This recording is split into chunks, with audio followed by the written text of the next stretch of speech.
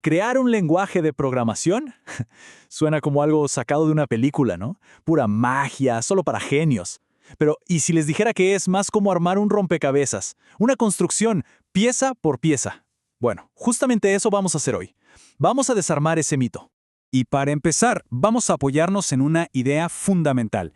Esta cita de Abelson y Sussman, miren, es la clave de todo. Dice que el evaluador, o sea, el cerebro que entiende el código, no es nada del otro mundo, es simplemente otro programa. Si logramos entender esto, de verdad, todo lo que sigue se vuelve muchísimo más claro. Ok, ¿por dónde empezamos? El primer gran desafío es, ¿cómo hacemos para que una máquina vea una línea de texto y entienda que eso es código? Bueno, para eso necesitamos nuestra primera herramienta fundamental, el analizador sintáctico, o como se le conoce en inglés, el parser. A ver, el parseo o análisis sintáctico es básicamente el arte de leer texto plano y transformarlo en una estructura que la computadora sí pueda procesar. La analogía perfecta es la que usábamos en la escuela para analizar oraciones. ¿Recuerdan? Separar sujeto, verbo, predicado. La computadora hace exactamente eso con el código para entender su gramática y al final su significado. Miren este ejemplo. Es una expresión en un lenguaje que llamaremos egg. Para nosotros, es fácil ver la estructura, ¿cierto? Vemos un define, un if, pero para la computadora, al principio, esto no es más que una sopa de letras. Una simple y larga cadena de caracteres. No distingue funciones ni variables, nada. Solo texto. Y es aquí, justamente, donde el parser entra en acción. Su trabajo es tomar esa sopa de letras y darle orden, convirtiéndola en lo que llamamos un árbol de sintaxis. De repente, el do es el tronco. De él salen dos ramas grandes, define e if. Y de esas ramas salen hojitas más pequeñas como la X y el 10. Listo. El código ahora tiene una estructura, una jerarquía. Muy bien, ya tenemos la estructura, el esqueleto del programa. Pero, ¿cómo hacemos que se mueva, que haga algo? En resumen, ¿cómo le damos vida? Pues para eso necesitamos la segunda pieza del rompecabezas, el evaluador. Pensemos en el evaluador como el cerebro del lenguaje. Su misión es tomar ese árbol que armó el parser junto con algo que llamamos entorno, que no es más que la memoria del programa, y empezar a recorrerlo de rama en rama para ejecutar la lógica. O sea, es el que lee el mapa y decide qué camino tomar. Convierte la estructura en acción pura y dura. Y fíjense, la lógica del evaluador es bastante sencilla, en realidad. Empecemos por lo más fácil. Si se topa con un valor, como un número, digamos el 10, o un texto como hola, pues no hay mucho que hacer, ¿verdad? Simplemente devuelve ese mismo valor. Caso cerrado. Ahora, ¿qué pasa si encuentra una palabra? Por ejemplo, la letra X. Bueno, ahí el evaluador actúa como un detective. Va a su memoria, a ese entorno o scope, y busca a qué valor está asociada esa X. Es una simple búsqueda en su registro. Y aquí viene lo interesante. Si lo que encuentra es una expresión de tipo apply, que es básicamente una llamada a una función, el proceso es un poquito más complejo.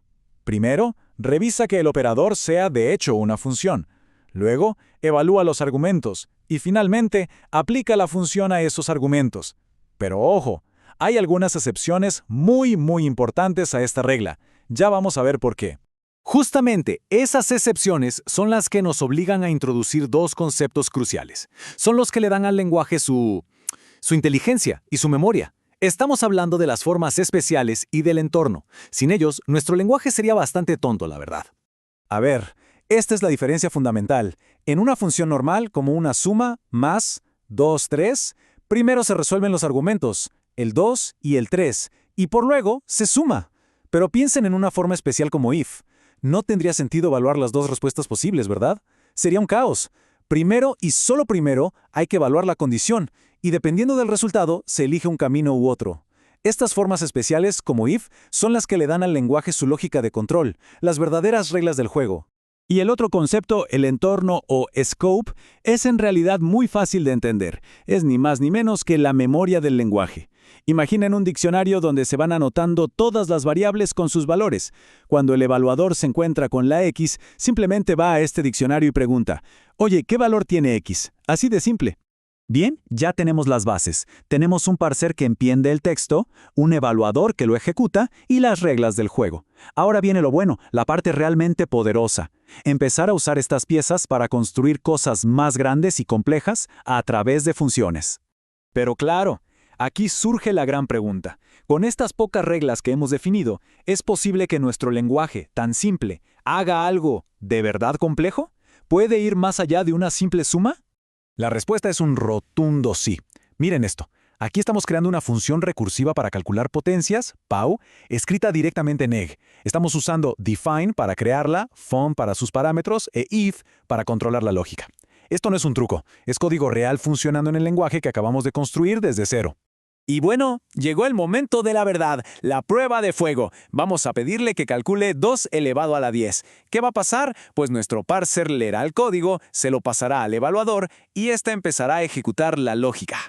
Y el resultado es 1024. ¡Increíble! ¡Funciona! Este es el momento ajá. Con unas poquitas reglas y un par de componentes, hemos creado un lenguaje que puede hacer cálculos de verdad. Esto demuestra algo muy poderoso: cómo a partir de piezas muy simples se pueden construir sistemas realmente complejos. Llegados a este punto, es una pregunta válida, tanto para estudiantes como para gerentes.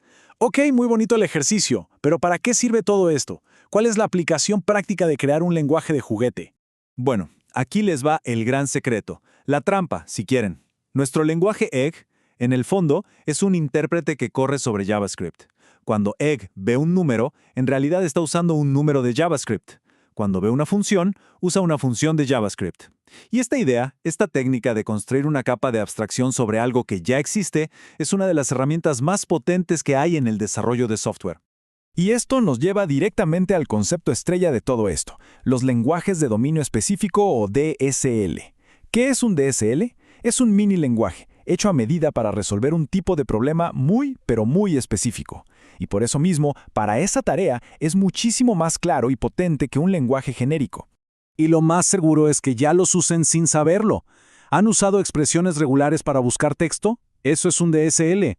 ¿Consultas en SQL para bases de datos? Otro DSL. Hasta un simple archivo de configuración INI es un tipo de DSL. Como ven, no es teoría abstracta, es algo que está ahí fuera, en todas partes. Así que ahí lo tienen. La receta básica para crear un lenguaje. Un parser para leer, un evaluador para ejecutar y un entorno para recordar. La pregunta que queda en el aire ya no es cómo, sino para qué. Conociendo esta receta, ¿qué problema concreto se podría simplificar creando un pequeño lenguaje a la medida?